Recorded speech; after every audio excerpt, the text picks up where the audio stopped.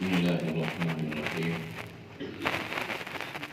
نماز تراویح میں 1.5 پارہ تلاوت کیا گیا، تیسرا پارہ پورا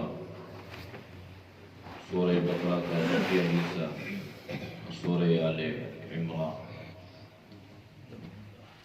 سورہ بقرہ کے بقیہ حصہ میں اور سورہ آل عمران میں ایک مضمون قدر مشترک ہے، اور وہ ہے حلال تجارت اور سود سے ممانعت۔ زمانہ جاہلیت میں حلال کا کوئی تصور نہیں تھا، حرام کی عزاداری تھی، اور نظام معیشت اس بنیاد پر تشکیل دیا گیا تھا کہ امیر سے امیر تر بنتا جا رہا تھا، اور غریب جو ہے وہ دن بدن ظلم کی چکی میں پستا جا رہا تھا۔ اور اس کی وجہ یہ تھی کہ وہاں پر سود کا نظام رائج تھا، اور ظاہر بات ہے دنیاوی اعتبار سے سود دینے والے کو نفع اور لینے والے کا نقصان، اگرچہ نفع ہے نہیں ہے لیکن بظاہر اسے نظر آتا ہے۔ اس لیے اللہ نے قرآن کریم میں ان چیزوں کا ذکر فرمایا، اور فرمایا کہ اللہ نے تمہارے لیے تجارت کو، کاروبار کو حلال قرار دیا ہے، اور اللہ نے اس میں برکت بھی رکھی ہے، اور حرام سے اللہ نے منع فرمایا، اور سود کو اللہ نے حرام قرار دیا ہے۔ ایک حدیث میں اللہ کے نبی نے فرمایا کہ جو آدمی سود لیتا ہے، دیتا ہے، سودی کاروبار کرتا ہے، اتنا بڑا گناہ ہے، اتنا بڑا گناہ ہے کہ آپ نے فرمایا کہ جیسے کوئی حقیقی بیٹا اپنی حقیقی ماں کے ساتھ 35 مرتبہ بدفعلی کرتا ہے، جس کا انسان کے ذہن میں تصور بھی نہیں ہے، خیال تک نہیں آتا، جس کو اللہ کے نبی نے گویا جنت کا ذریعہ قرار دیا ہے، سود پر اللہ کے نبی نے اتنی سخت وعید بیان فرمائی ہے، اس لیے اللہ اس سے حفاظت فرمائے، اور سود کو کھلم کھلا جنگ قرار دیا ہے، اور جنگ بھی کس کے ساتھ؟ اللہ اور اللہ کے رسول صلی اللہ علیہ وسلم کے ساتھ۔ اب اگر کوئی مسلمان اللہ کے ساتھ جنگ کے لیے میدان میں اترے، اللہ کے رسول کے ساتھ جنگ کے لیے میدان میں اترے، تو کیا وہ کامیاب ہو سکتا ہے؟ کبھی کامیاب نہیں ہو سکتا۔ اسی وجہ سے آج دنیا کا مسلمان مار کھا رہا ہے۔ نظام معیشت اس طرح تشکیل دیا گیا ہے کہ جس کی بنیادیں سود پر ہیں۔ اس لیے یا ایھا الذین آمنوا اتقوا اللہ وذروا ما بقی من الربا ان کنتم مؤمنین فإن لم تفعلوا فأذنوا بحرب من اللہ ورسولہ۔ ایمان والا سود چھوڑ دو، اگر سود چھوڑنے کے لیے تیار نہیں ہو تو پھر اللہ اور اللہ کے رسول کے ساتھ جنگ کے لیے تیار ہو۔ حلال میں اللہ نے برکت رکھی ہے، حرام تھوڑا ہو اس میں برکت ہے، حرام زیادہ ہو اس میں برکت نہیں ہے۔ اس کی مثال یوں ہے کہ جیسے جتنے حلال جانور ہیں، آپ بکروں کو لے لیں اور گائے کو لے لیں، بیل کو لے لیں، اب یہ حلال جانور ہیں، یہ حلال جانور روزانہ ذبح کیے جاتے ہیں، اور قربانی کے ایک دنوں میں لاکھوں جانور ذبح کیے جاتے ہیں۔ اس کے باوجود اللہ نے ان میں اتنی برکت رکھی ہے کہ آپ کو پھر بھی ریوڑ کے ریوڑ نظر آئیں گے، چراگاہیں بھری پڑی ہیں، حالانکہ ذبح بھی کیے جا رہے ہیں، اس کے باوجود بڑھتے جا رہے ہیں، تو اس کو کہتے ہیں برکت۔ حرام کو دیکھیں، آپ کتے دیکھ لیں، بلیاں دیکھ لیں، اب یہ بنسبت ان کے بچے بھی زیادہ دیتی ہیں اور ذبح بھی نہیں کی جاتی، کھائی بھی نہیں جاتی، لیکن اس کے باوجود کہیں ریوڑ نظر نہیں آئے گا۔ تو اس لیے حلال میں برکت ہے، جتنا اس کو خرچ کیا جا رہا ہے اتنا اللہ اس کو بڑھا رہا ہے، اور حرام میں برکت نہیں ہے، اور اس کی مثال اور اس کا مشاہدہ ہم آئے دن اپنی آنکھوں سے کرتے ہیں۔ اس لیے اگر حلال روزی اللہ نے دی ہے تو اس حلال مال سے اللہ نے کچھ حصے مقرر کیے ہیں۔ سب سے پہلا حصہ زکوٰۃ کا ہے کہ اگر اللہ نے مال دیا ہے تو اس میں سے 2.5% زکوٰۃ ادا کرنی ہے، یہ فرض ہے۔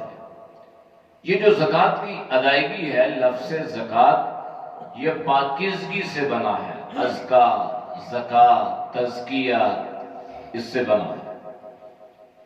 تو جب مال پہ زکوٰۃ ادا کی جائے گی تو اس مال کو اللہ پاک فرما دے گا، اور حدیث میں اللہ کے نبی صلی اللہ علیہ وسلم نے فرمایا کہ جس مال پر سے زکوٰۃ ادا کی جاتی ہے اللہ براہ راست اس مال کی حفاظت بھی فرماتا ہے۔ مال پاک بھی ہے اور مال محفوظ بھی ہے۔ مال پہ زکوٰۃ نہیں ہے تو مال محفوظ بھی نہیں ہے اور پاک بھی نہیں ہے، یہ پہلا حصہ ہے۔ اس کے بعد پھر اللہ نے ترغیب دی ہے، تاکید نہیں فرمائی، زکوٰۃ کی ادائیگی پر تاکید ہے چونکہ یہ فرض ہے اور ارکان اسلام میں سے ہے۔ زکوٰۃ کے بعد صدقات ہیں۔ صدقات کے بارے میں اللہ نے ترغیب دی ہے کہ تم مال خرچ کرو تاکہ آپ کے دلوں میں مال کی محبت پیدا نہ ہو بلکہ انسانیت کی محبت پیدا ہو۔ چونکہ مال جو ہے اس کی محبت فطرتاً انسان کے دل میں پائی جاتی ہے، لہذا جب مال خرچ کرے گا اور یہ مال جس کو دے گا تو اس سے معلوم یہ ہوا کہ جس کو یہ اپنا مال دے رہا ہے اس کی محبت اس کے دل میں اس کے مال سے بھی زیادہ ہے، اس لیے اپنا مال خرچ کر رہا ہے۔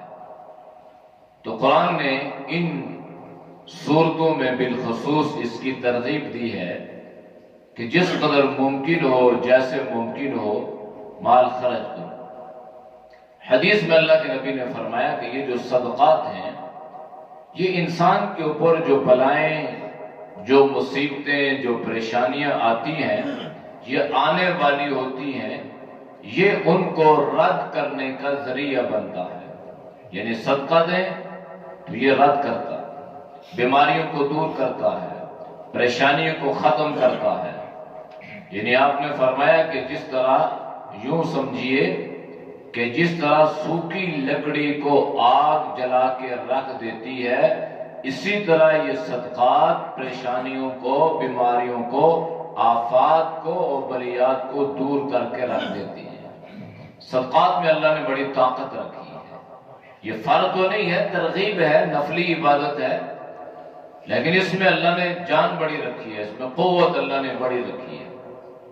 اور تجربے سے آج تک یہ بات ثابت ہے کہ جو لوگ اللہ کے راستے میں مال خرچ کرتے ہیں وہ خود اس بات کی گواہی دیتے ہیں کہ خرچ کرنے سے ان کا مال کم نہیں ہوتا بلکہ بڑھتا ہے۔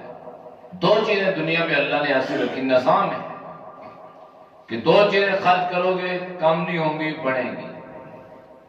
پہلی چیز علم ہے کہ علم خرچ کرو گے، جتنا لوگوں کو سکھاؤ گے اتنا علم بڑھے گا، کم نہیں پڑے گا، بڑھتا چلا جائے گا، اس میں بڑھوتی ہوتی ہے۔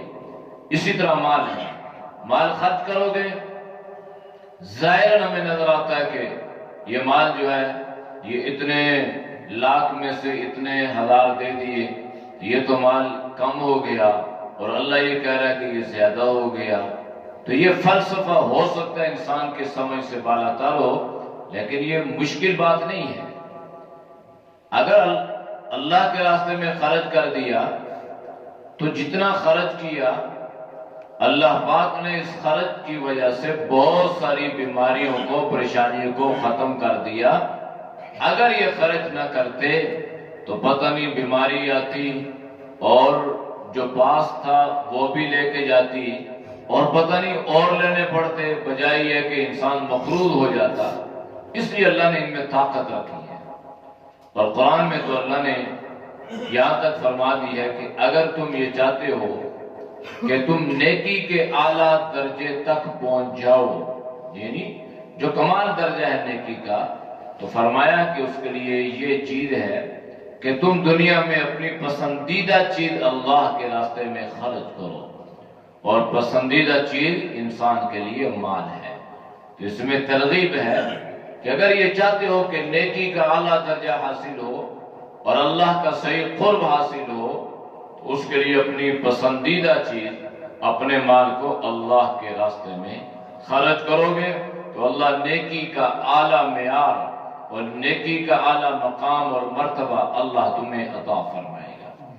جب اس آیت کا نزول ہوا لَن تَنَالُوا الْبِرَّ حَتَّىٰ تُنْفِقُوا مِمَّا تُحِبُّونَ، تو صحابہ نے اپنے دل میں جھانکا، اپنے گریبان میں جھانکا، اور اس نتیجے پر پہنچے کہ ہمیں دنیا کی کن چیزوں کو زیادہ ہم محبوب اور مرغوب سمجھتے ہیں، اور دنیا کی کن چیزوں سے ہم محبت کرتے ہیں، اور مال میں سے کون سی چیز ہمیں زیادہ پسند ہے. تو جب انہوں نے اپنے اعمال کا اور ایمان کا اور اپنے مال کا موازنہ کیا تو انہیں اپنے مال میں سے جو چیز سب سے زیادہ پسندیدہ نظر آئی وہ چیز انہوں نے اللہ کے راستے میں خرچ کر دی. حضرت طلحہ رضی اللہ عنہ مشہور صحابی ہیں، ان کا ایک باغ تھا کھجوروں کا. نبی علیہ السلام کبھی کبھی اس میں تشریف لے جایا کرتے تھے. تو جب یہ آیت اتری تو آپ نبی صلی اللہ علیہ وسلم کی خدمت میں حاضر ہوئے اور آکے عرض کہ اللہ کے نبی یہ آیت اتری ہے، میں نے جائزہ لیا کہ مجھے کون سی چیز زیادہ پسند ہے، تو میں اس نتیجے پر پہنچا کہ یہ باغ مجھے زیادہ پسند ہے، لہذا میں آپ کو گواہ بنا کے یہ کہتا ہوں کہ یہ مال میں نے اللہ کے راستے میں خرچ کر دیا، یہ وقف کر دیا میں. اس طرح جس کے پاس جو تھا وہ اللہ کے راستے میں، اللہ نے پھر ان کو کتنا مقام مرتبہ عطا فرمایا، کتنی فضیلت اللہ نے انہیں دنیا میں بھی عطا فرمائی، اور اخروی مقام اور مرتبہ تو اللہ نے واضح فرما دیا کہ رضی اللہ عنہ و رضوا عنہ، یہ وہ ہیں کہ اللہ ان سے راضی ہو گیا اور یہ اللہ سے راضی ہو گئے. اس لیے انسان کو چاہیے کہ جو مال، جتنا مال، یہ نہیں ہے کہ انسان اپنی استطاعت اور بساط سے بڑھ کے دے، بلکہ جتنی اللہ نے اسے توفیق عطا فرمائی ہے اسے چاہیے کہ وہ مال اللہ کے راستے میں خرچ کرے. ایک حدیث میں اللہ کے نبی نے فرمایا کہ انسان یہ کہتا ہے کہ ھذا مالی ھذا مالی، یہ میرا مال ہے، یہ میرا مال ہے. الذی جمع مالہ وعددہ، اس نے مال جمع کیا اور اس کو گنتا ہے. یحسب ان مالہ اخلدہ، وہ یہ گمان کرتا ہے کہ یہ مال ہمیشہ اس کے پاس رہے گا. فرمایا کلا، ہرگز نہیں ہے. لہذا آپ نے فرمایا کہ انسان کا مال تو وہ ہے جو اس نے کھایا، کھا کے ہضم کر دیا، جو اس نے پہنا، پہن کے بوسیدہ کر دیا، یا جو اس نے اپنے آگے بھیج دیا.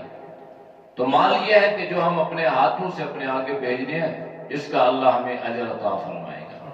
وہ مال جو ہم پیچھے والوں کے لیے چھوڑ رہے ہیں اس کے بارے میں کوئی گارنٹی نہیں ہے، پتہ نہیں خیر کا ذریعہ بنے گا، پتہ نہیں شر کا ذریعہ بنے گا، قتل و غارت کا ذریعہ بنے گا. اور عمومی طور پر آج کے حالات میں بہت کم ایسا ہے کہ اس مال کی صحیح تقسیم ہو، بیٹیوں کو حصہ ملے، بیٹوں کو حصہ ملے، بہنوں کو حصہ ملے. ایسا بہت کم ہے. ہم حصے نہیں دیتے اور بھائی اس پہ قابل ہو جاتے ہیں، اور یہ جائز نہیں ہے۔ اس لیے اپنی زندگی میں مال کو خرچ کرنے کا جذبہ اپنے دلوں میں پیدا کریں۔ اللہ ہم سب کو اس پر عمل کی توفیق نصیب فرمائے۔